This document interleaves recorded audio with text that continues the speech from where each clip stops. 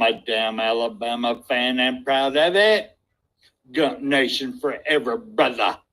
Namath again faking, quickly finds his target. Now cuts in. He's at the 40-yard line. He's at the 30. Quick drop throws in the end zone. Each number represents an expectation, a challenge that only a championship tradition can issue. Pressure. Anders hits him. The ball is loose. Alabama, here comes the heat. Cornelius Bennett. Whoa, did he get lit up? It is an endless passing of the torch that urges the wearer to enrich his legacy. Brings pressure up the middle in a hurry. They can't get away from Dante. Alexander first down and more. Richardson breaks free on the sideline. Turns it corner. Can you say goodbye? Because at Alabama, tradition is not retired. It is built. How would Paul Bryant like you to hear that? I'd like for people to remember me as being a winner, because I ain't never been nothing but a winner. Alabama defeats Miami. Calling as the season. This is not the end. This is the beginning. Roll Tide family, Roll Tide. Thank everybody being up in here. This is going to be a great night. This is a great topic tonight. This is Duces Time. But I had to put this up in here right quick because I already talk about my voice. My voice is almost Baptist preacher voice right now. But I tell y'all, when you go into fans need to give more money. More money or fans need to take it up the ass more. You see the TVMA up there. I did it already for a reason. Because what y'all asking, you multi-million-dollar motherfucker up in here asking the fans to give more. Really? Really? All right, before I get all up into this, in case y'all missed it, we are Bam Dam, a damn Alabama family, and proud of it. Gump Nation forever, brothers and sisters. Welcome, everybody. Now, let me bring on my brother Duce, one time. Let me bring him on. This guy's not going anywhere. It doesn't just roll out great players. He and his staff develop them. It's all about the process.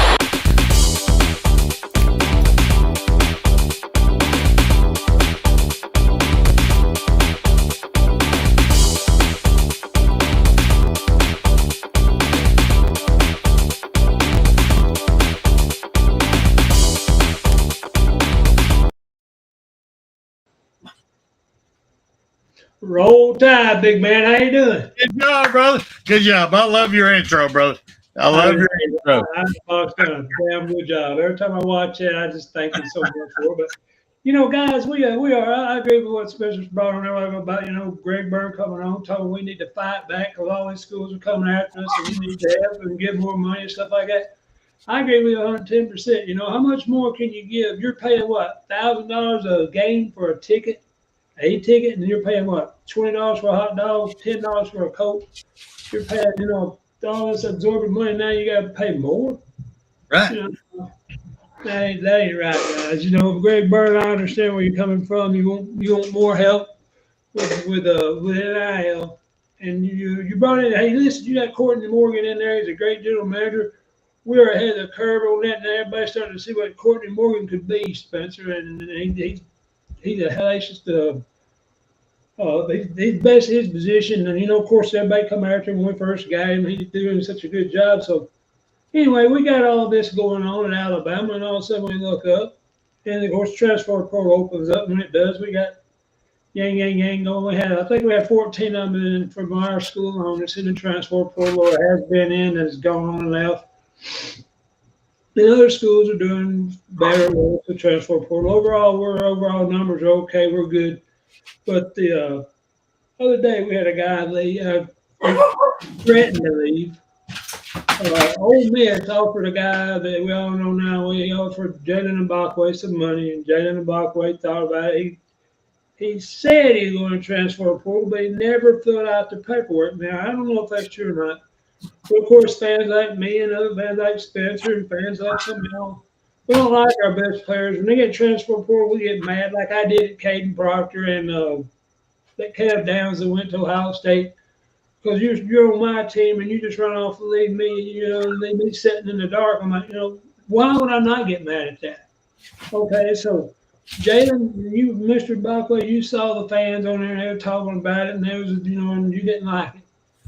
And so you had a little something to say. Did y'all see that? Champion Spencer, I told man, you was talking about before we started. Jalen he said, but people didn't, more or less, if you didn't like it, he didn't care, but he saw that how they didn't like him, threatening to go somewhere else, and he didn't appreciate it. And so he had a couple words to say about the fans. Did any of y'all ever show hear about that? Jeff, Spencer, y'all hear about all that I'm referring to? Go ahead if you have. I'm going to try to. No, you're good, brother. It's my dogs and everybody over here acting fucking crazy right the fuck now. But anyway, no, what my problem is right now is what's his name? Mbakwe? What the fuck are you still staying here? Seriously, brother. You coming here? We all believed in you. Alabama fans, we believe in you immensely. But you want to come out with this. Oh, goddamn, I got this 6-figure deal. If y'all don't match it, I'm fucking out of here. And I want a guaranteed playing time. How in the hell can any coach give you a guaranteed playing time?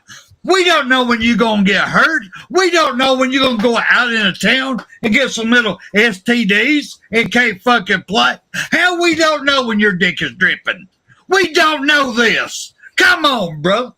And then you want to come back and thank you all that. And you want your kudos. How great you fucking are. Right now, you just show this old Alabama boy just how sad you are. You are not a real man. Now, if you want to stay at Alabama, welcome back, brother.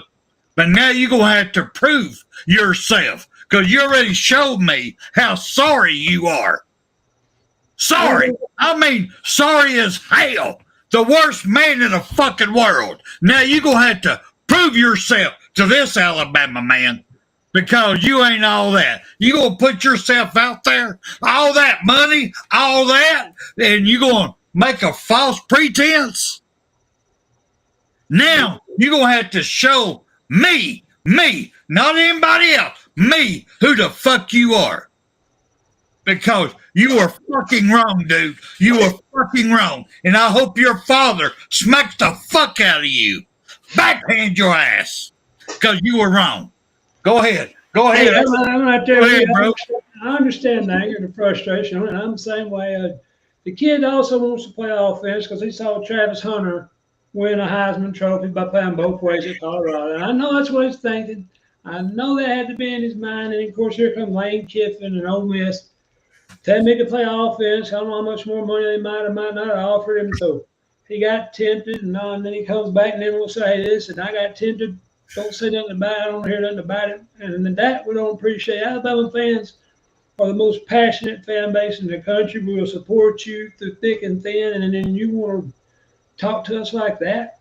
Jalen, that don't get it. So in the South, we're brought up better than that. We're taught to respect our elders, and we're taught to be good young men, and what you've done was bullshit. And of course, you got other guys, we're looking at in the transfer portal and the NIL, and everybody is all ticked off about a lot of this stuff, but that, we got Cameron Calhoun today, a defensive back out of Utah. He transferred portal to us. Kelvin Collins, of course, a kid from Gardendale, is a linebacker. He come back to Alabama after spending a couple of years down in Florida. We got about 10 more we're looking at across the board, but one of the main ones I'm hearing about is Isaiah Horton, a wide receiver out of Miami. He's supposed to be a damn good wide receiver. So if we get him, and Jalen Mbakwe is going to be on offense this year, in case y'all didn't catch that. He's wanting to play wide receiver. He'll play some. He ain't going to play both ways as much as Travis Hunter did, I don't believe. But Isaiah Horton and him coming in as the wide receivers and the ones we got coming back, our wide receivers are going to be hell next year. We're going to have we're going to have another quarterback throwing the ball, whoever it is, I'm not sure. But we're going to have a good team next year. The only thing I'm worried about, and maybe y'all know better than I do, is the right tackle. I mean, the right tackle, Elijah Pritchett, and then I just said they ain't got the job done, in my opinion. But back to the transfer portal and NIL. Greg Byrne, let me pull him up. Greg Byrne had something to say, and I want to try to read this to you if I can. That way I don't misquote Greg Byrne because it irritates the hell out of me. There's Alabama fans. Over the past few years, there have been drastic changes in college athletics. We've been careful during this transitional period to protect our position at the top of college athletics while being mindful to listen, engage, and learn from our generous supporters, proud alumni, and unrivaled fans to talk and a time for action. Now it's time for action. Although we've been competitive from an NIL standpoint, our competition has us in their sights, aka Ole Miss, and are very actively trying to surge ahead with NIL. You have heard examples of other teams using promises of $1 million paydays to lure away our players or convince them not to come to Alabama. It's time for Bama Nation to fight back. Every time you go to a ball game, how much money do you spend? On average guys, I mean, if you go to an Alabama game or a ticket, how much money does that cost you? I mean, just the rights to own the tickets. Some people pay thousands of dollars just for the rights to buy a ticket, and some people, when they get there, they buy a hot dog for $15, a Coke for $10, there's $35. I mean, just right off the bat, and that's with a glass of water, by the way, which is another $10. But how much should we give you? Mr. Byrne, what else he wants to do? I mean, we're paying. Some people are paying. I don't know how much the big dogs are up there in the press box. Up near the press box, they're paying thousands and thousands and thousands of dollars just for the rights to buy the tickets. Spencer. I mean, so as a fan, what would you think about that? What about that statement right there? You gonna give me the floor now? I'll try to hush and let you go. All right, you gonna give me the floor now on this conversation. I'm on Mr. Hunter. Thank you you did great. You're a great player. I give you all that. But you ain't all that in a bag of fucking chips, little boy. I mean, take your fucking Heisman Trophy, take it home, do what you got to with it. It ain't gonna do nothing for you in the NFL, bro. Tell you right now. We old guys, it went always. Offense, defense, special teams, kicker. We did it all. We never left the fucking field unless we was damn hurt. They drug us off. They shot us up, gave us some damn Gatorade, and sent us back on the damn field.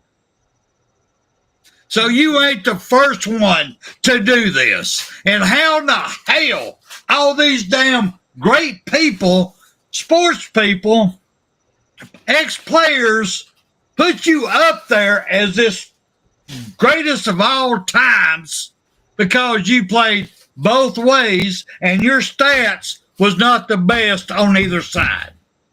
Either side. You wasn't the best DB. You wasn't the best receiver. Your stats was not the best on either side, but you played both ways. So they're saying you're the greatest of all fucking time. Fucking I did it. I was an offensive lineman, I was a defensive lineman, and I ran down the field on punts and kickoffs. I wasn't the best. I was fat and ugly. I wasn't the goddamn best, but I still did it. Everybody does it. All the little schools do it. All of us who are trying to make it in high school. So please, y'all don't make this as the greatest of all fucking time. No, sir. You was a good player. Hands off to you. Are you a Heisman? Oh, fucking no. You ain't. And what they just did, they diminished the Heisman Trophy once a fucking again. That's a story for another goddamn day right there. That's just wrong in so many ways. Go ahead there, AT. I'm sorry. I'm blowing the fuck. Go ahead. Go ahead, bro. I'm enjoying it. I mean, you're right. These things, at some point in time, you got to quit riding the fan base and take care of it, Mr. Byrne. And guys, You're better than Burns. Oh, go ahead. That's go ahead. Do what you do. Keep going. Please keep going. That's okay. I'm glad for you get it there. Like I said, I've had a lot of things going on today, but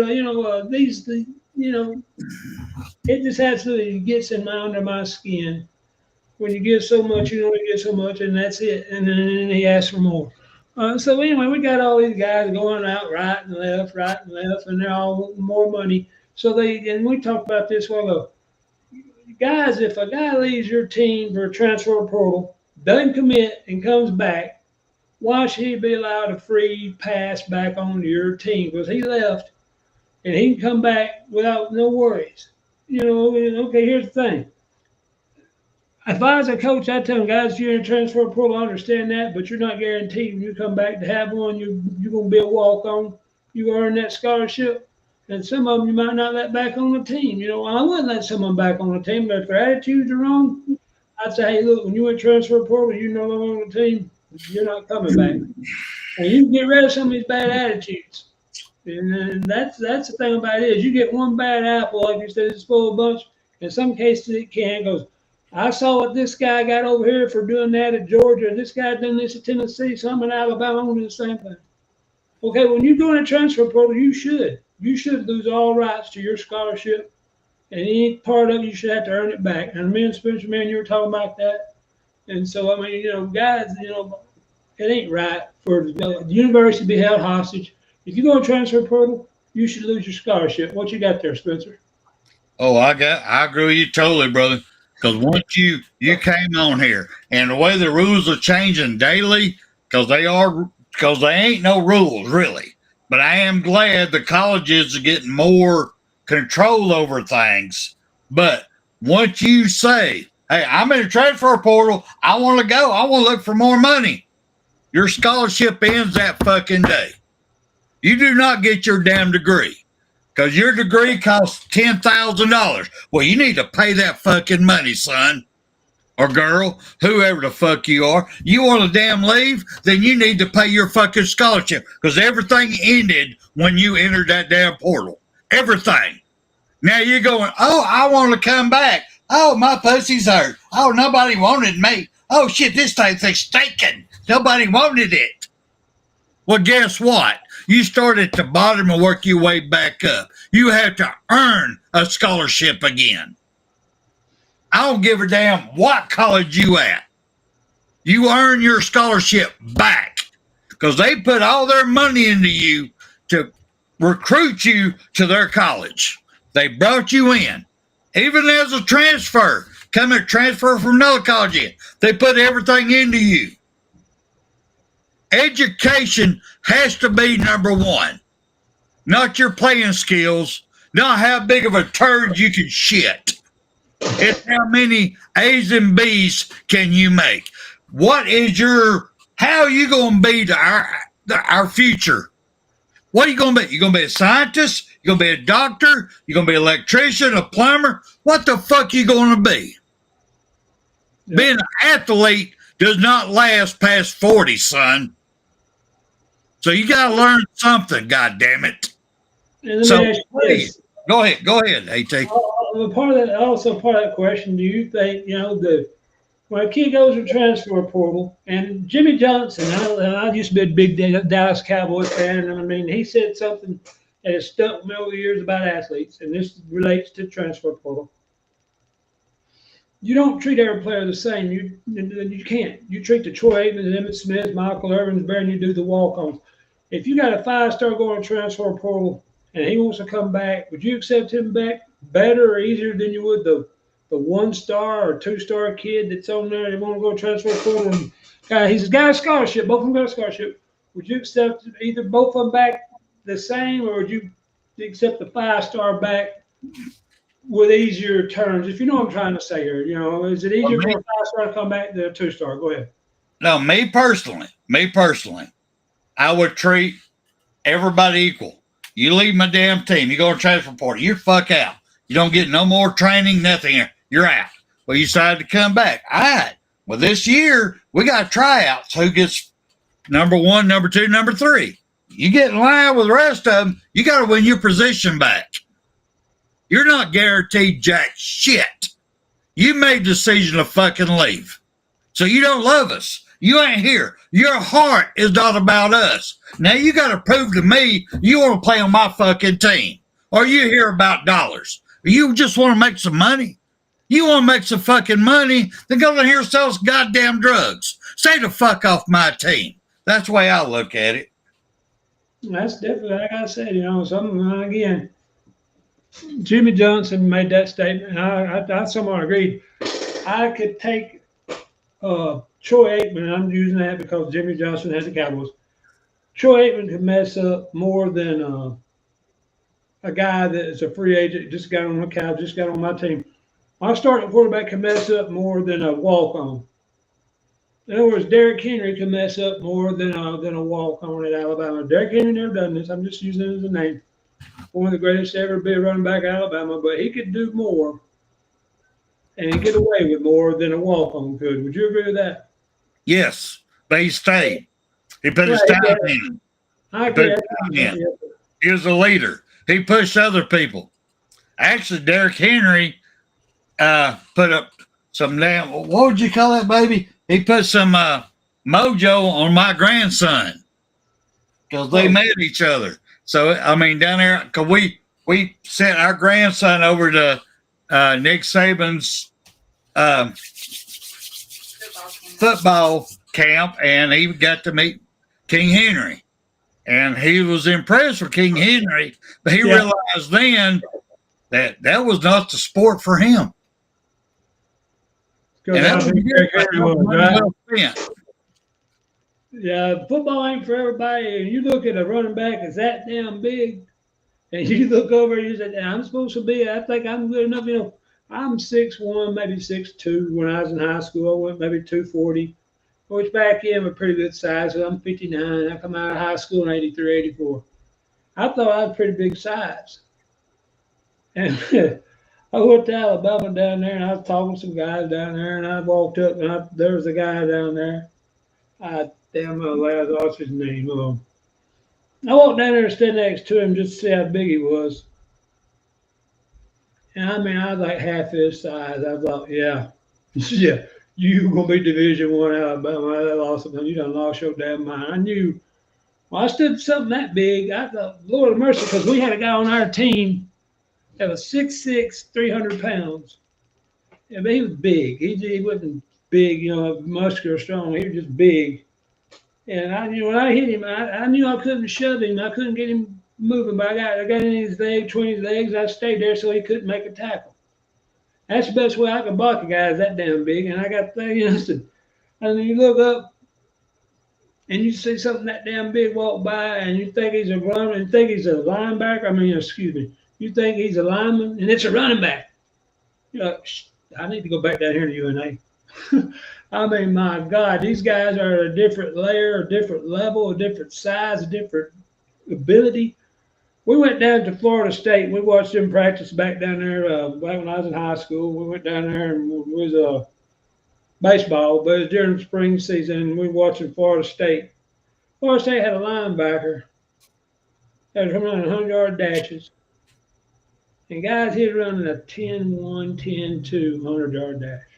This is a big, big dude. I'm watching him run that 100 yards. I'm like, holy shit. I thought, yeah, you ain't Division I, big boy. I knew right then and there. I wasn't big enough. I wasn't fast enough. I'd never get strong enough because this dude was in a world way beyond me. Now, I don't know who he was, but he was way ahead of where I could ever get to. And I knew right then, and I wasn't going to be Division I. Even if I tried my best, I could never be Division I because I wasn't fast enough. But you get to a certain point, like you were talking about, you get to a certain point and you got to understand. Like you said, your grandson met, who was it? He met down there again? Derrick Henry and Brian, who did he meet? King Henry. King Henry, I'm sorry. Yeah. I don't know why I said that. Well, Nick Saban, he met legends, yes. Yeah, and that's what I'm saying. That's that big running that fast. Okay. And so you're the head coach of this, and you got these guys, they want this, I want that. Coach, if you don't let me have this, I'm going to transfer somewhere else. I'm like this dude over here sitting next to me. Bye. like Spencer said, get the fuck out. If you don't want to be here, we don't want you here. If you don't want to be here, go somewhere else and just leave, because Alabama Crimson Tide means something to me. It means something to this guy right here. And it ain't just a name, it ain't just a school. It's a love, it's a tradition, and it's part of your heart and part of your family. And you're going to leave it. So if you try to come back, you forget it, man. I mean, it's like I said, I called Caleb Downs a quitter. And, last year I kept getting kicked off because every time I said quitter, Icebox kicked my ass off of them, And I ain't kidding. If you leave Alabama, you're a quitter. And I said I hate the kid. I don't hate the kid because, I don't know the kid. But if you leave Alabama for another school for money, don't expect me to be happy for you. How could you expect me to be happy for you, Spencer? Well, times have changed, brother. I do understand the change of the times. There's no rules out there. I cannot blame any athlete to take advantage of the rules that's in front of them. I can't. But what I can blame is for Greg to ask tell the fans of the SEC they got to come off the hip with more money. What the fuck, dude? Really? We've been the ones sticking around with your bullshit decisions. Really? Really? You want us to come off the hip with more goddamn money? I mean, what else you want? I mean, you got people like us, Bam Down Sports up in here. We don't take no money in. What money we get, we give back to the fans to go see his fucking games. So what the fuck are you saying? Give more fucking money. Dude, really? That was a bad statement, Greg. You went overboard with that one. I have a lot of respect for you. I love your business decisions, but this statement was way out of bounds. Way out of bounds, motherfucker. Way out of goddamn bounds. If you want to beat me heads up, I'll drive down there. We'll sit down there in Birmingham. We'll talk about this because this is bullshit. That was bad marketing. It is fucking wrong. You've got too many people who are trying to support and raise money for the fans of the University of Alabama. For you to make this asinine goddamn statement. What the fuck? Go ahead, AT.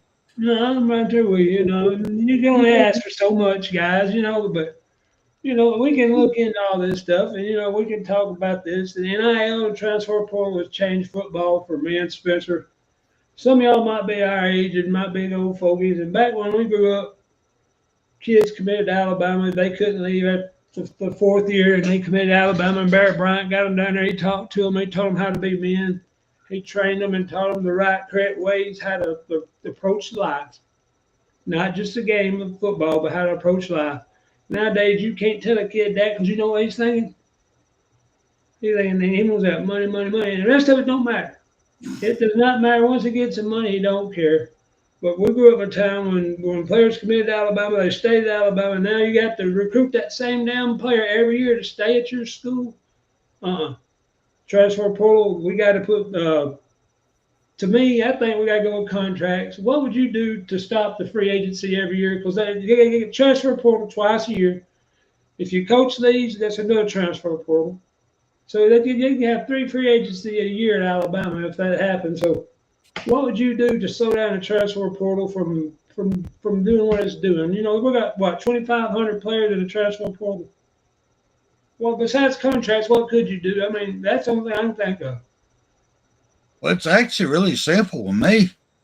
Now, since they're finally putting some control back on the colleges, that they're able to give out money to all the athletes. Now, it's not fair across the board to me. It should be fair across the board for every athlete that plays in that college. It should be fair money across the board, but it ain't. But for what it is right now, it would be a 3-year contract. If you want this money, you're giving me 3 years. And it's going to be performance-based. And first performance-based is a minimum of a 3.0 grade point average. That's number one. I mean, that would be number one off the get go. And that is low for college. 3.0, that's low. But we need to know you're dedicated to your education first. First and foremost. That's why you're here. If you're here just for the money to play football, you're in the wrong goddamn college. That is I'm sorry. That's the way I look at it. I mean, I got more to go with it. I'll bring it up. What do you think, AT? Should education and that be in their contract? Yeah, I mean, if you're an amateur, I agree with you. If you're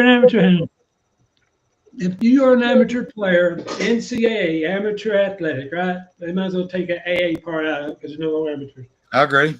But it should be when you sign that in a national letter of intent or however you want to call it. When you sign that, there's qualifications that come along. You got to remain eligible. What you said that you got to maintain a GPA, certain grade point average. You should have to go so many classes. And at the end of the year, then you met all your requirements, 1 through 10, 1 through how many requirements you have. Then you get the money that you were promised. If you don't maintain or don't make so much, then you shouldn't get the full amount. Because don't tell you something. You get a guy goes out there and has a great year as a freshman, and he comes back next year and says, "I'm going to go transfer out if you don't give me more money." And that's what they're doing. They can do that. They go up there and have free agency every year. Hell, the NFL don't have free agency every year. So they go up there and they can tell the coach, look, I had this much, and the coach said, "Wait a minute, you had a C- average in your classes. That negates what you just said, what you just done, and you got to keep your college eligibility by being educational first." I agree. That should be part of it. Your education, what you're there for. One play in the NFL and you be done. Yep. I agree with that. Your education should be part of it, and you should have to meet certain criteria on your contract, or however you want to meet certain criteria to get your full money. Else, I would not pay you. I mean, you're right. I agree with you 110%. You earn what you earn. In other words, if Spencer shows up at work and he don't do shit, his boss ain't gonna pay him. Go ahead. I got to ask you this right quick, AT, on this one. Because we've had this in the past few years. All right, so we have these young athletes, male or female.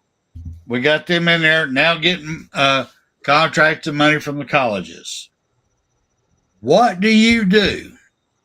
In your opinion, how would you handle a student athlete, male, female, it don't matter where they're at, a student athlete that breaks the law? They either, let's say they rape somebody, let's say they get drunk and disorderly and hurt someone, kill someone, they speed and have an accident and kill someone or dismember someone. How would you handle that one under this contract? Because it's coming. Yeah, again, not all charges equal. If you kill somebody, you're gone. If you rape somebody, you're gone. And don't let me, if I'm a coach, I find out you rape somebody, you better not let me find you. They'll be put my ass in jail because of what you don't rape a woman, no. Rape, kill, the felonies thing, you're gone. There ain't no way you can come back from that. You can make stupid mistakes and not be kicked off the team, but you got to earn yourself back. And I like what Saban done with who was that kid last year that got in trouble, got drunk or something like that? I can't remember. And what he said, and this does make sense to a certain point. If everybody wants me to kick this kid off the team, he said. Everybody kick him off the team, kick him off the team. Well, okay, kick him off the team. Or we can keep him here with us and he can learn from it and get better. Okay, I agree with that, what Coach Saban said. If you can get him to understand and do better, you saved a life. And he stayed on the team. But there's certain things you can't come back from. Again, the bad things, murder, rape, stuff like that. You're gone, you're done. And don't even talk to me. Don't even try to step back home. But, where do you draw the line in the sand about what's over the line? That'd be up to each individual coach. And one of mine would be if you hit a woman or rape, I've never hit a woman in my life. I'm never going to raise my hand to a woman in anger. To me, if you hit your wife, you're gone. I don't care. Don't tell me. I got mad because she. No. I got mad because we. No. You're gone. Pack your bags. Get out. You don't put your hands on a woman in anger. Period. But that again, that's up to each individual. Some of this stuff, coaches will let kids come back on. I understand, some kids come back, but I don't know where you draw the line in the sand for certain things. If I say a kid steals $500 or a kid steals $10,000, is there a dollar amount where if he steals, you let him back or wouldn't let him back? I mean, Hell no. You're talking about stealing now. No, you steal a damn penny. You're a fucking stealer. No, you get the fuck out. You're gone. Once you're a stealer, always a goddamn stealer. You're a piece of shit, always a piece of shit. No, I don't want my name attached to you whatsoever. I don't give a damn if you stole a piece of crumb from somebody. Did you ask for that piece of crumb? No, you stole it. No, once you're a stealer, always a goddamn stealer. I'm the wrong person to go down this route with. Go ahead, brother. Go ahead. So that's what I'm saying. This is all about the kids you're recruiting nowadays, their attributes up here, their abilities on the field. Where do you draw the line for each individual player and stuff like that? Because I know there's some sins you can't come back from, like you just said. If you're a stealer, you're gone. And so where would you go? Where would you, as far as you sign this kid to a contract at Alabama and you're paying him $500,000 a year, guys. Miss Cajun, hello. I say she got the upper end. She's trying to. So I couldn't see it. I don't know what's wrong. Okay, and I was trying to see what some of your statements were on here, guys. If you have any statements, I'll be glad to look at them and read them off to you and stuff. You got back in the old days, Joe Namath and stuff like that, and they done stuff. There wasn't near the publicity that there is now. Nowadays, if you do anything, you get caught. Let me ask you this. If a kid gets caught with a gun, he ain't shot or anything, he just has a gun in his car, it's not registered to him, does he get to come back on a team? Would you let him back on your team for unlawful carry? You're right back. Go ahead. Okay, that's fine. Let's see what we got going on here. No, I'm sorry. I got this problem of crossing the fucking line. I really do. It's fucking simple as hell. I mean, really, it is. I got this Sharpie. I know y'all can't see it. I'm going to put y'all see this line right here. There it is. This is right. This is wrong. You cross that fucking line, it's a done deal.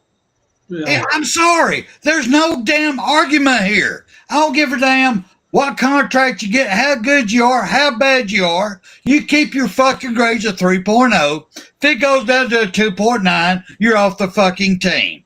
You get a damn speeding ticket, you have to pay it. If you don't pay it, you're off the fucking team. You rape somebody, you break the fucking law, you're off the goddamn team. That's wrong.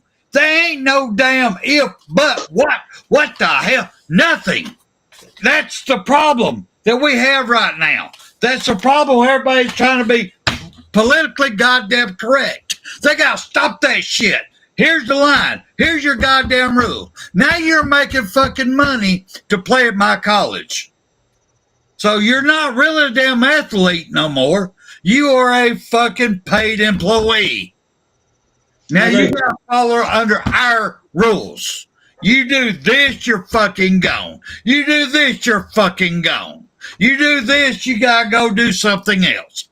Period. I don't give a goddamn. He might be the greatest motherfucker in the fucking world who plowed the greatest fields, made the greatest corn, had the best hogs in the goddamn world. But you come to my college and you rape some goddamn body, you steal from somebody, you do something fucking wrong, you're fucking gone. Go back to the goddamn hogs, feed them some goddamn slop, and deal with it. They ain't no if what, but it should be equal on every goddamn college. Here's the damn rules. every fucking college. Yeah, everybody's got to have certain set of rules. That's what I was going to ask you. It can't be just a head coach because every head coach has got difference of opinion, and everybody has difference of. That's right. You should have certain 1, 2, 3s across there that lets you be on the team. If you ever cross one, you're gone. Jeff Stapleton put on there. I see Moore's not playing against Michigan. The team's giving up on Nick and Womack. Okay. Yeah, I've seen where my Moore's having knee surgery or something. Or Malachi Moore, he ain't going to play because his legs hurt. Would you want? Let me ask you this: would you want? Oh shit! Would you want our quarterback to? I can't get this question all right. Would you want our quarterback to start this game, or would you want to go on to Ty Simpson, or who's going to start next year? Talk about Jalen. Do I think Judge start? Yeah, that's what I'm saying. He left the team. If Jalen is willing to play in the game, it's a bowl game. He's willing to play. Yeah, go for it, brother. Let him start. Let him start. But if it ain't working, then pull him out. Put the other people in. Now, halftime, I would definitely start thinking about next year. I would not admit that. But we're all talking about Michigan, who's also has players opting out. They ain't even going to go to the bowl game. They're opting out already. So, I mean, really, that's where we're at nowadays. We're into these bowl games. If you're not in the 12-team playoff, if you're not there, then what really does it matter your bowl game? I mean, what is it? What are you getting? I mean, seriously, getting a merch bag and maybe a little cheapy-ass ring. The first time you wash it, it melts. I don't know. He might be one that my grandbaby gets with a big diamond on it you lick on the bus ride home. I'm not sure, but truthfully, it don't make a flying fuck what bowl game you're in if you're not in the damn playoffs. Really. I agree. Goddamn money. I agree. That's my opinion. Go ahead, bro. And part of it's going to be this also. Jalen Miller, I'm sorry. He does want to play. I'm all for him playing. I'm not against him playing. Because there's so many guys out there, and Stephen Hicks, you can reply to this too. There's so many guys out there that, like you said, are opting out. When you opt out, you're done. I don't care if you're a sophomore or junior. You're not back on my team. If you opt out of that bowl game and you still want to come back to school next year, no, you're gone. You opted out. Same thing as that transfer portal. When you left, you said, I'm opting out, and you're gone. Don't try to come back. Yeah. You're gone. And so, I mean, my question about this is simply, Jalen has had an off and on year. And here's what I was asked about this. This is a two-part question. A quick answer, be okay. Just two more. Oh, that's going to be more of that. Jalen Milroe had a good and bad year. He could do this, he couldn't do that. And there's certain things, when you watch it, I ain't going to tell you what he could do. He could run the high ball, he could throw certain passes. Why did they, number one, not play to his strength, Jalen Milroe? Why did they not play to Jalen Milroe's strength more than they did during the year? They didn't know how to. They're too young. It's a young coaching staff. They've been up north. They had no clue of the strength of the SEC. They had no clue. I mean, seriously, that's not a knock.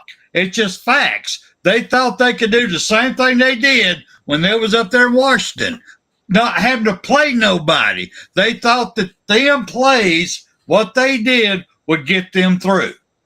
They really did. Then they come down here and going, oh, shit, this damn Vanderbilt that sucks. Oh, shit, they beat us.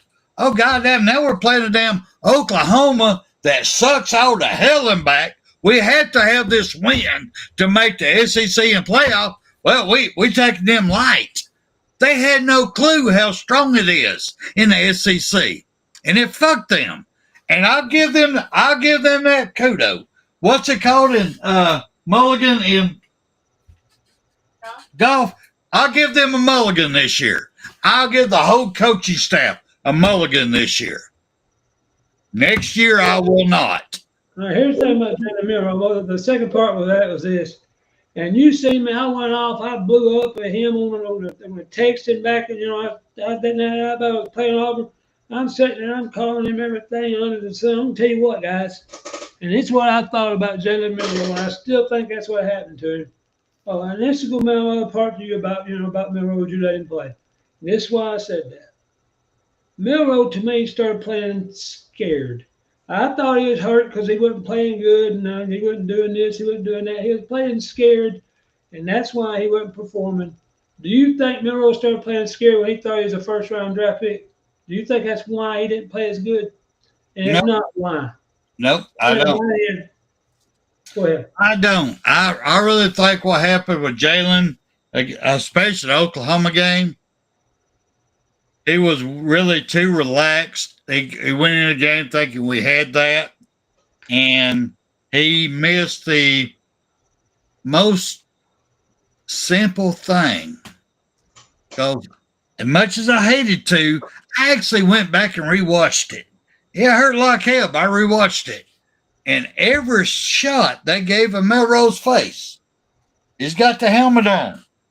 He's got these threads all here. He didn't tuck them. He didn't tuck them back, so he had full view. No, they're down here, all here in his eyes. I mean, they're over here. How in the hell can you see the defensive players when you have trees in front of you? How? It was very simple. I'm sorry, y'all. It's what I saw. And it will affect you as a quarterback not being able to see shit when you have trees in your fucking face. When he could have just tucked them back. He could have tucked them back and seen the field. That is a Jalen Milroe making a personal statement that cost us the damn game. That's on Jalen. That's on Jalen. And again, I'm serious. I'm screaming at Jalen. I said, damn, man, I'm calling him everything. I'm calling him a female woman sex organ. I'm calling him all kinds of names. I'm calling him everything I can think of. And my friend, I'm at his house, and I'm standing up. I'm about 2 foot from his screen. He got a big 80-inch screen. I'm about 2 foot from his screen, screaming at Milroe. I'm so goddamn mad, Spencer. I can't see straight. I mean, I'm absolutely. My friend said, "Hey, Duce." I was like, turn around and said, "Please." He said, "Please don't tackle my TV." He thought I was going to get his TV. I said, damn, man. I mean, we're up 14 points, something like that, but we're not playing worth the damn against Auburn at all. I mean, the many turnovers we got, we should have beat them by 60 points. We didn't. And so I'm sitting there watching Milroe, and here's what got me going on him. It was second, I think it's second 12. Something happened first down. And then he had to run the right side, and he ran for like 5 yards. I mean, he could have tucked it up instead of going out of bounds. He instead of tucking it up and trying to get 3 more yards, he ran out of bounds. And right there was when I started saying he's scared. Why would he not tuck it up and try to get? Because now instead of third and 2, it's 3rd and 5, 3rd and 7. He's scared ass jackass, and I got so damn mad at him I couldn't say straight. You motherfucker, tuck it up, hit the damn hole, and hit it. Run. Go ahead. Time out, brother. Time out.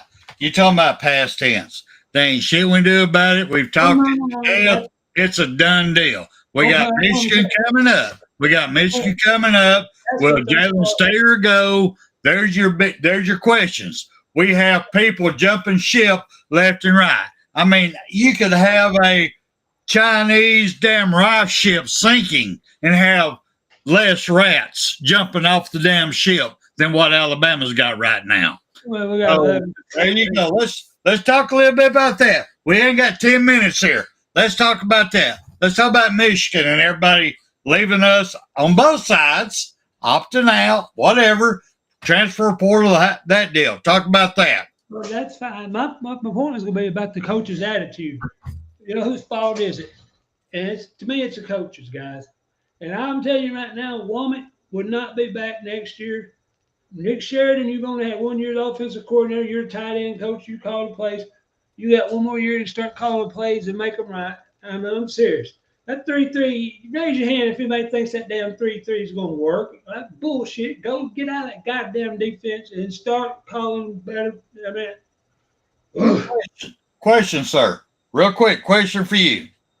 All right, so you're saying right now after the first year, they got thrown into a quick turnaround. So their first year they go 9-3. So their first year, you're saying fire the head. Fire the defensive coach. Fire him right now. So if they do that, who's going to replace him? They know they can get fired just as easy when they have a whole year to prepare. Think about that. Seriously, think about that. Let me ask you this, and here's the answer. If you're watching our defense and it's 3rd and 1, they got 3 men up front, and he keeps running a 3-man front on a 3rd and 1, what are you going to do as a head coach? You going to tell him to quit doing that shit? As a head coach, what would you tell him to do? Yeah, I'll tell him to stop that shit. I ain't going to lie about it. But we got the off season going. All right, brother, this is what did not work. I need you to come up with a different defensive scheme. Yeah, with what you got. Yeah, that's what I give you. Because you see this year, here's the film study, and I'd have circles, arrows. Here, that's where you fucked up. Boom, boom, boom, boom, boom. Can you fix it, sir? Yes or no? Give him one more year. Well, you got to. I agree with you. You have to give more time than 1 year. But here's the thing again. From game 1 to game 10, did you see any improvement on the defensive side of the ball? And if you say, yeah, I'm going to say you're wrong. The defense did not get no better. The times we seen them were better was playing against teams where the other teams screwed up. And I thought against LSU, when we had that game, you heard me, I think maybe they had that aha moment. And they didn't. It's just that LSU couldn't stop a running quarterback. Jalen Milroe ran for 300 cracking ass yards. We didn't learn nothing all year long, guys. We did not get better. Name one position we got better at as the year went on. Name one position. Any position. Quarterback, running back, receiver. Where did we get better? Name one position. Where were we better at the end of the year? Well, I'm just trying to figure out. I'm going to go up here, Mr. Jones up here. I'm trying to figure out when they're going to stop Michigan from flying them damn drones over Tuscaloosa trying to steal what we're doing. I am pissed off about that shit. They need to fucking shoot them bastards down. Why in the hell are they letting these drones fly over Tuscaloosa? God damn them drones. Damn them drones. But seriously, guys, the mark of a good coach is simply they get better, right? Yes. Miss Cajun, come over here and slap this bald-headed looking Charlie Brown. I'll tell you, well, he's getting bed. Huh? She's getting ready to go to bed. Cajun, come slap him on top of his head, tell him to shut up. You got it, man. We're down to 5 minutes. Give me your last words. Oh, no, I got all kind of last words to go. Again, what would be your number one thing during the offseason you'd work on then? If you're the head coach of Alabama on defense and on offense, what's the number one thing on each side of the ball? And I'm going to tell you what mine is. On defense, if I'm a defensive coordinator, we're going to go up and hit the goddamn receiver and knock him back. We're going to attack, and that's what we're going to be. I'm going to get mean. And I want them son of bitches hitting the line like they did back when Orlando McClain, Courtney Upshaw, Terrence Cody, I think it's Terrence Cody, I loved him. They come after you and they knock you down dick in the dirt, and then of course that's what I want. I want that defense that attacks. Don't let him sit back there and do what the fuck he wants. So my defense, I'm telling you, the number one thing I would do is we're going to attack. We're not going to lay back and wait. And on offense, my offensive line will push to the line of scrimmage. We did not, and that's our number one thing our offensive line couldn't do. We had a very average, exception of Booker. We had a very average offensive line. And people say, well, isn't it Joe Moore and Ward finalists? I don't give a shit. All right, tackle Elijah Pritchett. We was okay to good, but we were not good enough to win a championship. At Alabama, what do you want? What's the number one? What's the only thing you take every year if you're an Alabama fan in football? What is it? Yes to me. My number one thing I would do is learn how to do film study and do adjustments, in-game adjustments and halftime adjustments. That's my number one thing. How to read what they just did to us that works. What did we do to them that works? Make your adjustments. Then at halftime, do the big adjustments to win the game. That's my number one. Now, there's a lot of other, but that's my number one. Learn how to make adjustments. What I meant by that was this. What is your number one goal every year at the University of Alabama? Win the championship. Okay, we want to win the national championship. That makes us a blue blood. As a fan, we own our team, don't we, Spencer? We say that's our team. That's my team. They're family. We don't own them. They're family. Well, we take ownership in our program. It ain't like a lot of teams out there. They don't. Some schools do not have. Here it is. Some schools do not have the pride in their fans. Excuse me. The fans do not have the pride in the program that Alabama does. None of them. Not one out there has our pride and our ambition, our intensity, and our hunger to win. And the coach we got now don't have that same fire and intensity as I got. That bugs me to death. So like I say, your first goal is win a national championship. If you don't, you lost. All right, what should be your second goal? Well, winning the season, that ain't good enough. So I go back to rule number one. Win a national championship, and that's what I'm looking at. So I got offensive coordinator the second year. Next year, I'll give you another year because it's first year calling plays. But the offensive line coach, Kapovic, whatever his name is, listen to me. I'm going to tell you this, and I've said it before. I want you to listen to me if you're in there, Coach Cap, if you ever see this. Your left tackle, Proctor, weighs 368 pounds, average is 309. The fat son of a bitch can't fucking move his feet to pass block. He cannot move good enough to do what he needs to do to get down. He cannot pull. And there's another thing that's going on in your offensive line. Your center, Brailsford, he's damn good, and he's a highly upgraded, but he's a little small for center, but I think somebody said he's going to put on 30 pounds. Your center cannot get pushed. He gets the block. He gets between his shade, what they call a shade block. And you've done it before, Spencer. Now, hang on now. Your center with shade block. What's the number one thing to do is get the ball to the quarterback. We saw what happened last year when the center couldn't do it. And you saw the awards that little son of a bitch got at Ohio State. That tells me him damn centering the ball on the ground was on purpose. Well, I agree with that was on purpose. He was paid for Alabama to lose. That was on purpose. I'm sorry. Nobody in the world can tell me different from that right now. Because that motherfucker in Alabama, he put the ball on the turf more than he did in the quarterback's hand. Then he go to Ohio State and wins a fucking award for the best center? Oh, fuck you. You got money. Your family got money. Somebody, your damn dogs got goddamn money. Fuck you forever. If I ever meet you in person, I will backhand you straight up because you fucked Alabama. You were paid to fucked up. Go ahead. His name was Seth McLaughlin. You're right, 110%. Yes, it is. But offensive lineman, you got three things. Low, quick feet. You got to come off low, quick, and feet and hit the guy on defense where he's ready. Here's my thing. Your center, Brailsford's a little small for Alabama, for SEC. He gets in the guy and gets him, but he does not get him off the ball. You got to shove that guy 3 yards off the line of scrimmage. You're not getting him off the ball because you're not big enough, okay? And then the guy gets stronger. So I'm talking to offensive line coach right now. I mean, I know what I'm talking about. If you play too high, you're going to get beat. If you ain't big enough, you're going to get stalemated. Guess what's happening to our center? Mr. Brailsford is very good. He shades the guy. He don't drive him off the ball. He's right there at the 21-yard line, and he gets between him and the ball carrier runs behind him. Okay, that's fine. But if you don't get him off the line of scrimmage, your guard and tackle cannot pull. I've watched, and you go back, you watch this, and you go back and watch this, but you're a grown man. You know. Wrap it up, bro. Wrap it up. Wrap it up. We're at an hour. Wrap it up. I'm winding up. Do it now. Here's the thing. Like I said, guys, you got to get push off the ball. You cannot stalemate it. Our left guard, Booker, was the only one that got real good at that.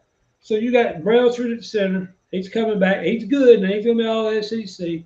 He's got to get – our offensive line has got to get push off the line of scrimmage. You cannot stay at the 20-yard line and your guard and tackle pull. Okay, Proctor and Booker try to pull to the right, and your center's right there, and then they have to go around him. They can't get around him in time to get out there and make the block. That will fuck it up. You've got to get pushed. Half of it, listen to me. The right guard was okay at best, and he got hurt. Jaden Roberts You're got preaching hurt. to the choir, brother. Sir? You're preaching to the choir.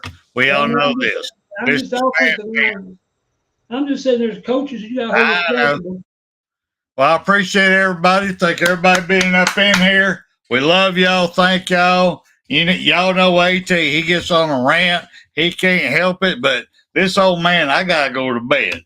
Thank everybody. We love y'all. And let's get out here with a little bit of Bear Bryant. You've got to be better in all three areas of life, which of course are spiritual, mental, and physical. You must be able to discipline yourself. If you don't learn but one thing out of football, it'd be worthwhile.